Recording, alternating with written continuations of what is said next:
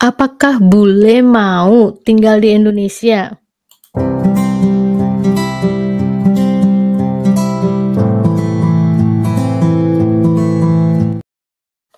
Teman-teman, kalau kalian berpikir setelah menikah dengan orang asing, terutama kayak kamu dapat pasangan bule, kalau dia mau tinggal di tanah air kita, artinya dia mau tinggal di Indonesia gitu kan. Nah, itu seneng banget. Artinya nggak perlu khawatir, kalian harus belajar bahasa Inggris, kalian harus menyesuaikan, adat dan budaya negara pasanganmu, terus kamu harus pindahan jauh dari tanah air. Wah, itu asik banget ya, itu seneng banget kalau misalnya si dia itu, pasanganmu atau suamimu itu mau tinggal di tanah air.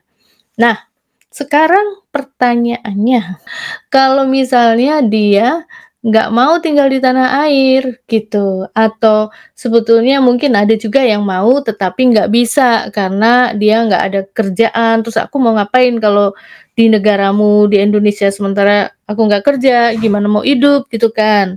Nah terus kalau dalam kasus ini, ya kalian masih punya harapan, siapa tahu nanti kalau suamimu tuh sudah memasuki usia pensiun, mungkin nah kalau memang dia ada keinginan ya, mungkin dia masih mau nanti setelah pensiun tinggal ke tanah air, gitu kan teman-teman, itu harapan kalian.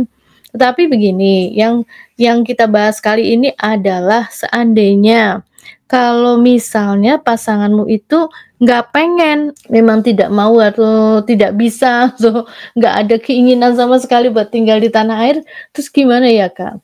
Namanya sebuah perkawinan atau pasangan suami istri, ya kalian harus berkompromi. Kalau misalnya suamimu nggak bisa, ya istrilah yang berkompromi, mau nggak mau kan. Masa sih menikah sendiri-sendiri, yang satu di mana, satu di mana, itu namanya ya nggak menikah ya. Jadi salah satu harus berkompromi atau bagaimana caranya, misalnya ini pada kasus saya nggak usah ngomong jauh-jauh ya, berkompromi itu seperti ini. Pada kasus saya dan suami. Ini suami ini dia sepertinya tidak ada keinginan atau kayaknya nggak ada cita-cita atau apa untuk tinggal di tanah air saya, di Indonesia, gitu. Tapi mungkin sebelum ke situ kalian pengen tanya, "Kenapa sih Kak, kok suaminya Mbak Santi nggak pengen tinggal di Indonesia?" Gitu kan, kalian pengen tahu kan? Ini begini, kalau kalian mengenal seseorang yang tidak suka bepergian, terus kebetulan kamu kenal orang itu tuh sudah cukup berumur gitu ya, bukan orang muda lagi, atau apalagi usia yang lagi senang-senangnya traveling gitu kan, 30-an atau usia 20-an. Ini beda beda cerita, misalnya kalian ketemu sama seseorang ya, yang nantinya akan jadi suamimu di usia dia waktu 20 tahun, 20 tahun sekian, 30 tahun sekian, atau mungkin bahkan 40 tahunan. Dia masih cukup muda, dia masih jiwa travelingnya, jiwa adventure, apa, berpetualang masih ada, kemudian juga dia punya hobi jalan-jalan, pengen lihat tempat baru, dan seterusnya. Kemungkinan orang yang punya sifat-sifat seperti ini dengan latar belakang yang masih muda itu tadi, kemungkinan adalah keinginan untuk tinggal di negara lain, negara istrinya misalnya. Tetapi kalau pada kasus suami saya, kebetulan saya itu teman-teman ketemu sama ini, suami, dia usianya sudah 55 tahun, gitu. Ya kebetulan juga dia tuh belum pernah menikah, dan dia orangnya bukan orang yang suka bepergian juga. Nah, orang seperti dia, maksudnya seperti suamiku itu kebetulan, bukan kebetulan, dan dia memang nggak ada latar belakang dia suka bepergian pada masa mudanya, ya jadi dia nggak ada niatan, nggak ada keinginan tinggal di negara orang gitu loh teman-teman. Tadinya jujur nih terus terang waktu baru-baru nikah, maksudnya tahun-tahun pertama lah ya, saya masih berpikir gini, siapa tahu ya kalau nanti dia udah pensiun, mungkin mau gitu kan diajak tinggal di Indonesia. negara kita. Kan waktu itu memang ya otomatis usia 55 tahun waktu kami menikah, dia itu masih kerja gitu. Kalau di Amerika sini, di negara maju, usia pensiun itu 67 tahun teman-teman. Jadi masih berapa tahun ya? Ya 12 tahunan gitu kan. 12, 13 tahunan gitu dia masih bekerja. Jadi saya mikir, oke mungkin nanti ya kalau udah pensiun dia mau, ternyata dia udah pensiun, udah lebih dari 3 tahun, 4 tahun ini pensiun, masih nggak ada juga keinginan untuk, "Ayo kita pindah ke negaraku." Dia bilang, "Aku nggak bisa bayangin ya, aku nggak ada pikiran, nggak ada." Nah, ya sudahlah, intinya dia tuh tidak tidak ingin, tidak mau tinggal di negara saya. Terus kayak gimana dong? Berarti, saya kecewa gitu. Berarti Kakak kecewa ya? Berarti Bu Santi kecewa nih menikah. Iya, enggak, saya tidak menyesali pernikahan, namanya menikah ya, nggak bisa dong cuma karena masalah mau tinggal di mana terus kita jadi udah kecewa, udah kita pisah, cerai atau apa, ya enggak lah. Mau tidak mau hal seperti ini ya dikompromikan gitu. Artinya apa?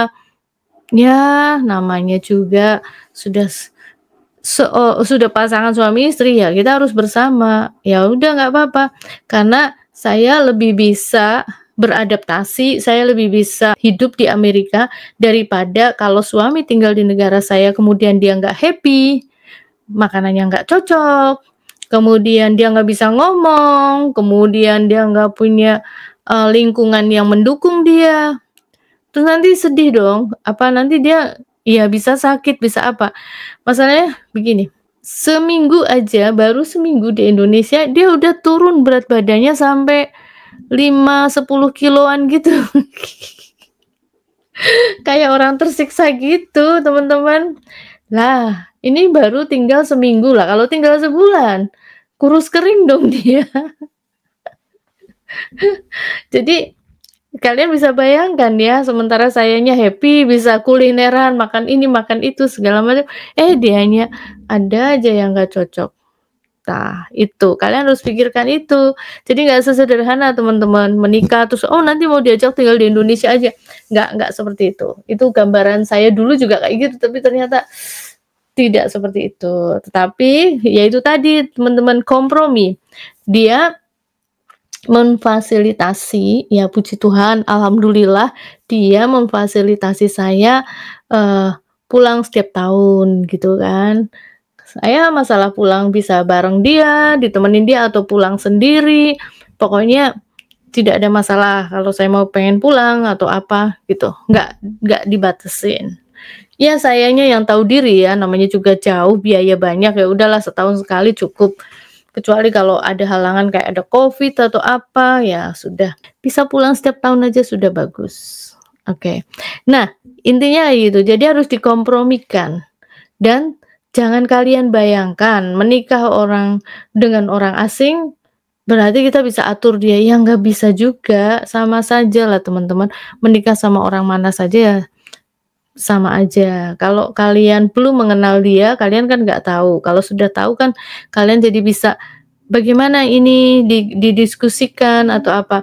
Tetapi buat kalian yang benar-benar nih kepingin, oke ini jalan keluar, bukan jalan keluar, ini pemikiran saya ya.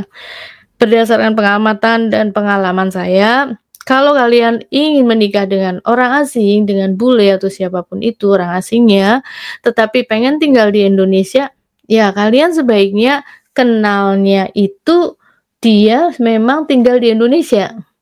Entah dia itu punya rencana mau pensiun di Indonesia, entah dianya itu sedang bekerja di perusahaan di Indonesia, atau punya bisnis di Indonesia. Pokoknya si bule itu, orang asingnya itu memang tinggal di Indonesia. Jadi seandainya menikah kan kalian bukan tinggal di negara dia. Ya masalah nanti udah pensiun, nanti dia balik ke negaranya, ya itu bukan salah saya teman-teman. Kalian bahas sendiri aja gitu. Nah, jadi itu, jangan berharap atau jangan berekspektasi, gampang nanti kan dia mau. Jangan, jangan, karena kasus by kasus, kasus per kasus kan beda-beda gitu ya. Atau bisa juga begini, memang itu calonmu atau pacarmu atau siapapun itu orang asingnya, dia memang suka berpetualang, suka traveling, suka apa, suka ini. Kamu meskipun kamu kenalnya tidak di Indonesia, kenal melalui dating site, kenal melalui dikenalin teman, tetapi si pasanganmu ini memang sudah bercita-cita, "Nanti kalau aku sudah pensiun, aku mau tinggal di Indonesia." Nah, itu bagus. Kalau memang kalian mendapatkan pasangan yang seperti itu. Jadi cita-citanya sama. Oke, saya pikir kalian udah tahu maksud saya. Sudah tahu gambarannya. Jadi ekspektasinya itu jangan terlalu, apa namanya, jangan terlalu, memudahkan. Kalau pengen tahu, "Kak, di mana bakal dapat kenalan orang yang, kerja dan tinggal di Indonesia?" Cobalah kalian join join klub atau misalnya klub olahraga, klub tenis, klub apa-apa, yang ada orang-orang asingnya. Atau syukur-syukur kalau kalian bekerja di perusahaan yang bareng sama ekspatriat, perusahaan internasional gitu, itu pasti ada orang asingnya. Nah, di situ kamu nanti kan dapat komunitas, dapat kenalan, jadi atau kalau join-nya di internet ya, ya itu tadi, kalau yang di internet kan dia tinggalnya di negaranya itu masalahnya. Kalau tinggal di negaranya ya kalau kamu kenal kemudian dia dia bisa jadi calon pasanganmu, ya nanti kamu tinggal di negara calonmu itu. Ya itu, coba kerja di perusahaan internasional atau perusahaan nasional yang ada orang asingnya, atau kamu join apa itu klub-klub yang ada banyak orang asingnya. Kamu tinggal di Bali, kerja di hotel internasional, hotel yang berbintang 5 atau resort atau apa kan banyak orang asingnya. Dan seterusnya dan seterusnya. Oke ya, itu bonusnya. Oke, segitu dulu teman-teman. Sampai ketemu lagi di video yang akan datang. God bless you all.